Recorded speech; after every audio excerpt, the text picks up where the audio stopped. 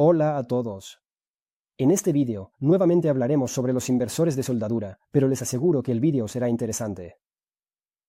Delante de ustedes hay un inversor de soldadura promedio bastante bueno con una corriente de alrededor de 160 A.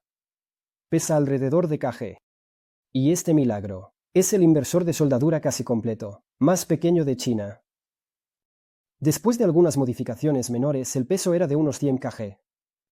La corriente máxima es de aproximadamente 90 a 100 A. He grabado hasta 2 vídeos dedicados a este inversor. En el primer vídeo lo examinamos, estudiamos su interior, su funcionamiento en general, sus ventajas y desventajas.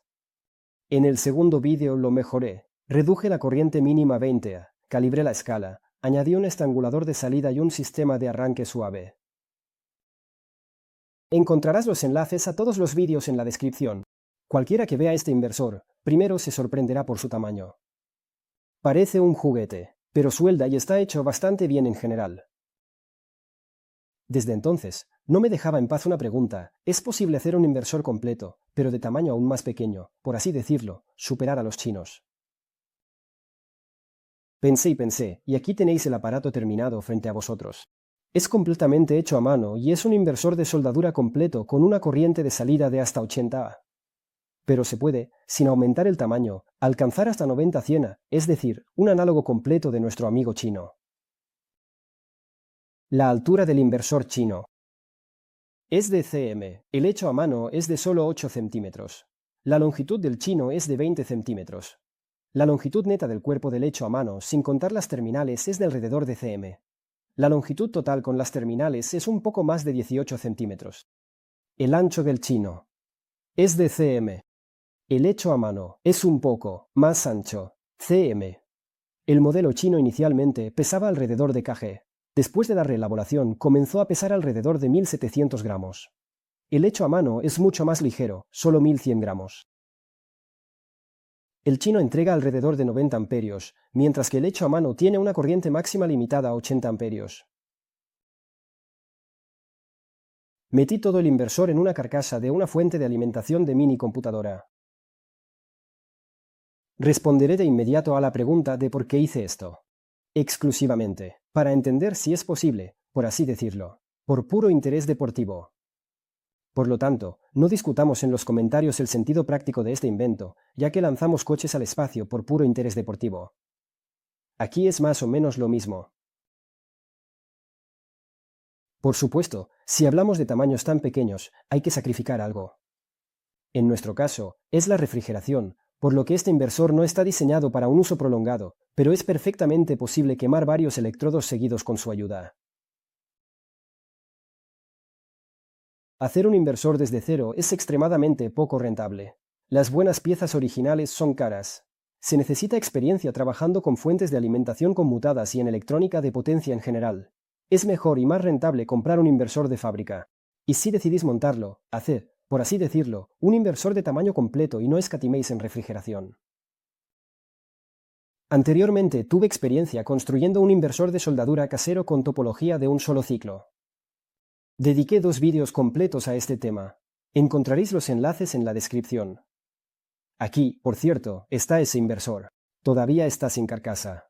Este pequeño está construido con el mismo esquema. Encontraréis el enlace al hilo del foro donde se desarrolló el esquema en la descripción. Allí encontraréis respuestas a todas las preguntas. Esto fue una pequeña introducción. Bueno, ahora al grano. Es un convertidor de un solo ciclo, o convertidor directo, controlado por PWM-UC3844. La salida del chip PWM a través del driver controla el transistor IGBT. El esquema está equipado con un arranque suave y protección contra sobrecalentamiento. La retroalimentación de corriente se realiza mediante un transformador de corriente. En vídeos anteriores, expliqué parcialmente cómo funciona esto. En mi caso, todos los componentes de potencia, el transformador, el inductor, el rectificador, el interruptor y el circuito de entrada están en una sola, por así decirlo, placa base. El esquema de control está en una placa separada. Además, hay una fuente de alimentación de reserva separada. Esta fuente de alimentación proporciona 15 y 24 voltios. Todo el control y el relé de arranque suave están alimentados por 24 voltios. El ventilador de refrigeración está alimentado por 12 voltios. El esquema de control. Más de la mitad de los componentes que están en el esquema se encuentran en esta placa de circuito impreso compacta. En la versión original, todo el esquema está montado en una sola placa. En mi caso, para que el aparato fuera lo más compacto posible, trasladé el control a una placa separada. La placa fue diseñada en aproximadamente una hora, y debo admitir que tuve que ignorar algunas reglas de diseño en favor de la compacidad. Teniendo esto en cuenta, resultó ser una placa muy compacta. Es extremadamente difícil hacerla más pequeña si se utilizan componentes de orificio pasante en lugar de SMD. El montaje es muy denso. Después del montaje, la placa fue verificada. Se aplica un voltaje de aproximadamente 30 voltios a la entrada del estabilizador o del diodo. Conectamos la sonda del osciloscopio a la salida del driver y observamos una hermosa onda cuadrada con una frecuencia de aproximadamente 30 kHz y un ciclo de trabajo de alrededor del 44%. La placa de control, en principio, funciona normalmente. Esta parte no necesita ajustes adicionales. Si todo está montado correctamente, los componentes están en buen estado y no hay soldaduras defectuosas en la placa. El esquema original funciona a una frecuencia de 30 kHz. Inicialmente quería aumentarla, así como cambiar la relación del número de vueltas. De los devanados del transformador de potencia, extraer más potencia del núcleo. Pero los cálculos finales mostraron que de este núcleo, incluso a 30 kHz, se puede obtener tranquilamente una potencia cercana a 1 kilovatio. Y eso es alrededor de 80-90, si se considera la caída de tensión durante la soldadura aproximadamente hasta 24 voltios. Teniendo en cuenta esto, el aparato maneja sin problemas los electrodos con un diámetro de 3 mm. Sin embargo, en mi equipo, por seguridad, la corriente máxima está limitada a 80 A. Transformador de potencia. Como ya mencioné, el soldador está planeado para una corriente de salida pequeña, alrededor de 80, suficiente para electrodos de 2 mm. Por eso, el transformador puede parecer pequeño, pero te aseguro que es suficiente, aunque trabaja casi al límite de sus capacidades. El esquema es de un solo ciclo. Por supuesto, se necesita un espacio no magnético de entre las mitades del núcleo. Ese espacio se puede hacer sin problemas si se utiliza un núcleo de dos mitades, por ejemplo, en forma de E. El problema era que no tenía un núcleo de ese tipo con la potencia necesaria. Los únicos núcleos más o menos buenos que tenía eran de tipo toroidal. Se adjuntan las dimensiones del núcleo utilizado. Ese núcleo funcionará perfectamente en un esquema de doble ciclo. En un esquema de un solo ciclo, se necesita un espacio. Para obtener el espacio necesario, primero hacemos las marcas. Luego, cortamos el núcleo, pero no completamente. Medio milímetro será suficiente. Después colocamos el núcleo sobre bloques de madera, más o menos como se muestra. En el centro, en el lugar del corte, colocamos una varilla metálica y golpeamos con cuidado, pero con fuerza, con un martillo. Desafortunadamente, no grabé todo este proceso, pero creo que el principio está claro. Al final obtenemos dos mitades uniformes. Luego tomamos un recibo del cajero automático, cortamos dos tiras y las pegamos en una de las mitades con superglue. No se necesita mucho pegamento.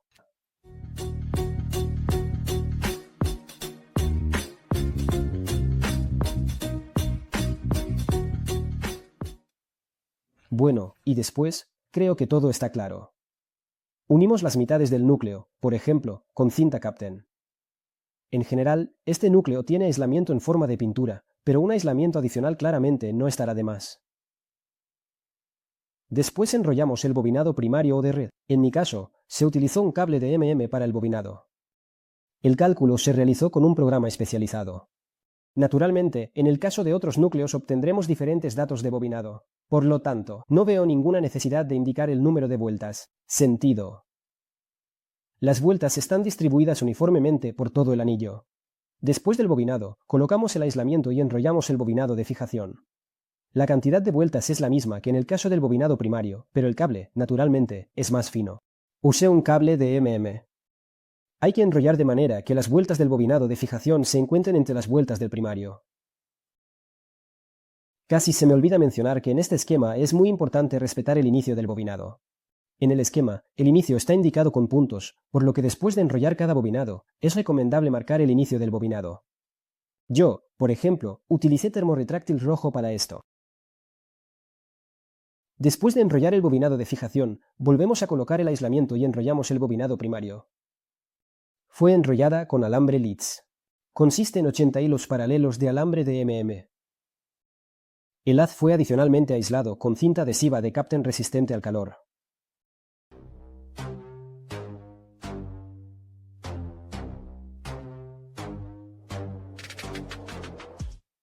Transformador de corriente. Fue enrollado en un pequeño núcleo de ferrita en forma de anillo con una permeabilidad de 2400. Y sus dimensiones están ahora frente a ustedes. Primero, el núcleo fue aislado con cinta adhesiva de Kapton, luego se enrolló el bobinado secundario. El número de vueltas es de aproximadamente 80. Para el enrollado se utilizó un alambre con un diámetro de mm. El bobinado está uniformemente distribuido por todo el anillo. El bobinado secundario es solo una vuelta con alambre doble de mm. Con esta parte todo está listo. Estrangulador de salida. De experiencias pasadas, vi en la práctica cómo funciona el aparato con y sin estrangulador. Con el estrangulador, el arco se enciende sin problemas, incluso con corrientes de salida bajas. Se ha utilizado un toroide como núcleo. El material aquí es hierro en polvo. El ferrita no es adecuado aquí, al menos sin un entrehierro. El anillo tiene un color verde-azul. Está especialmente diseñado para funcionar como estrangulador de salida. Dimensiones del núcleo. Ahora están Bosch. Por supuesto, habría sido mejor usar un núcleo de mayor tamaño, pero mi elección estaba limitada solo a este. Para el bobinado, se utilizó un cable Leeds de 80 hilos. Cables aislados entre sí con un diámetro de mm. Cada hilo. Es decir, lo mismo que en el caso del bobinado secundario de un transformador de potencia. La inductancia del estrangulador resultó ser de unos 35 microhenrios, y eso es poco. Es deseable que la inductancia esté en el rango de 80 a 120 microhenrios. Los terminales del bobinado del estrangulador fueron limpiados de barniz, estañados, y por ahora los dejaremos a un lado. Algunas palabras sobre los componentes. El electrolito de entrada es de 450 voltios con baja resistencia interna de un buen fabricante. Capacidad de 470 microfaradios. En principio, es suficiente. El relé en el circuito de arranque suave es de tamaño completo de 30 amperios, como en los grandes inversores. Aunque inicialmente diseñé la placa para instalar un relé más compacto. El transistor IGBT de potencia, los diodos en el circuito de alta tensión del convertidor, los que están en el esquema, sin desviaciones. En el rectificador de salida se utilizan conjuntos de diodos de alta velocidad STTA6003. Deberían ser suficientes. En un conjunto de estos hay dos diodos con una corriente de 30 A, el cátodo es común, los ánodos también están conectados en paralelo. En total, obtenemos un equivalente de 60 A, con un voltaje inverso del conjunto de 300 voltios. En general, como diodo de cierre se debe usar uno con una corriente alta, de unos 100 amperios.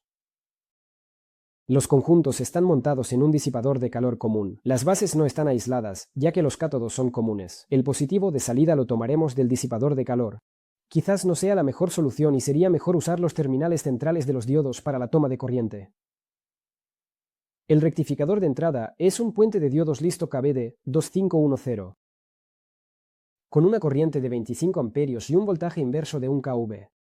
Sí, se podrían usar puentes más potentes, pero para nuestro inversor este rectificador es suficiente. Además, el tamaño de este puente es mucho menor que el de los más potentes. El puente, por supuesto, se montará en un disipador de calor. Un resistor en el circuito de arranque suave de 5 a 10 vatios con una resistencia de 10 a 30 ohmios. Fuente de alimentación de reserva. Reitero que en el esquema original no hay fuente de reserva y se utiliza un bobinado de autoalimentación, que está enrollado en el transformador de potencia principal. En mi caso, no hice eso, ya que en el bobinado de autoalimentación experimentaba caídas de tensión significativas y temía que la tensión no fuera suficiente para el correcto funcionamiento del sistema de control. Por eso se utilizó una fuente de alimentación separada de baja potencia. La potencia de la fuente de reserva es pequeña, alrededor de 7 vatios. Es una fuente de alimentación, universal ya hecha, comprada en AliExpress y destinada para su uso en placas de inducción. Como fuente de reserva, que proporciona este bloque de alimentación, 3 tensiones, 5, 12 y 18 voltios. La tensión de salida se establece mediante un diodo Zener a 18 voltios. Lo reemplacé por uno de 24 voltios, eliminando el de 5 voltios. Reemplacé algunos condensadores de entrada por otros de mayor voltaje. Y al final, la fuente de reserva proporciona 2 tensiones de 15 y 24 voltios. La primera tensión es necesaria para alimentar el ventilador. El mío es de 12 voltios. La segunda tensión alimenta el control y el relé. Esta fuente de reserva tiene un arranque suave, protección contra cortocircuitos y está construida con un solo chip. A menudo es un Viper 12 o similares. Los disipadores de calor se tomaron de fuentes de alimentación de ordenadores potentes. Teniendo en cuenta la presencia de refrigeración activa y la corriente máxima de soldadura, en principio, deberían ser suficientes. Sí, se podrían haber colocado disipadores más grandes, pero en ese caso habría que sacrificar la compacidad. Además, nadie planea usar este aparato para soldar sin descanso. He hablado en detalle sobre los trabajos de puesta en marcha en los vídeos indicados, así que si a alguien le interesa, puede verlos. Diré que, para mi sorpresa, el aparato funcionó de inmediato, sin ningún tipo de desviaciones. El primer arranque se realiza a través de una lámpara de seguridad de 100 vatios. En el osciloscopio también todo está normal.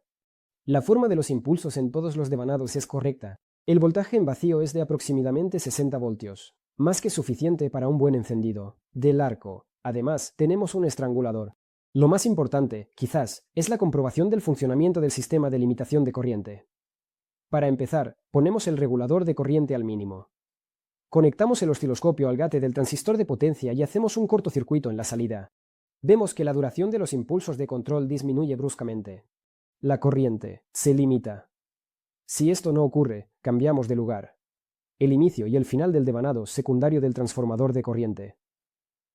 Algunas pistas de potencia en la placa de circuito impreso están reforzadas adicionalmente con cintas de cobre. Los terminales de salida fueron tomados prestados de mi primer inversor. Originalmente estaban en un potente convertidor 12220. Los transformadores, inductores y pares de placas verticales fueron adicionalmente pegados a la placa con resina epoxi.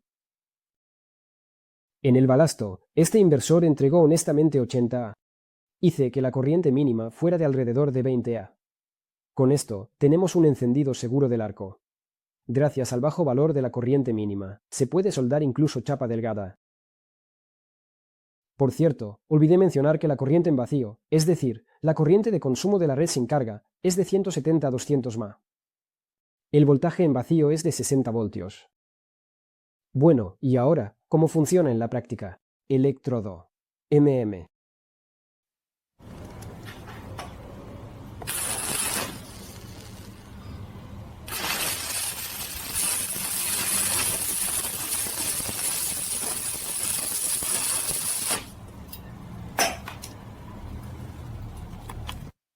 Incluso suelda con un electrodo en MM.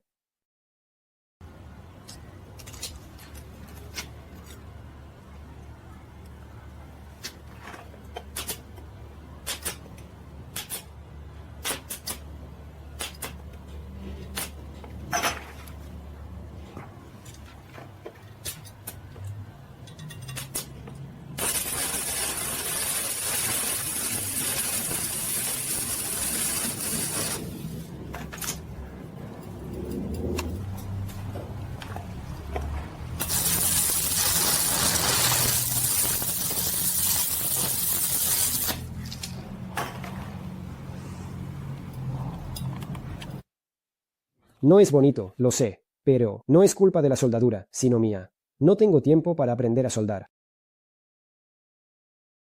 Bueno, esto lo hizo un soldador conocido en su primer intento con este aparato.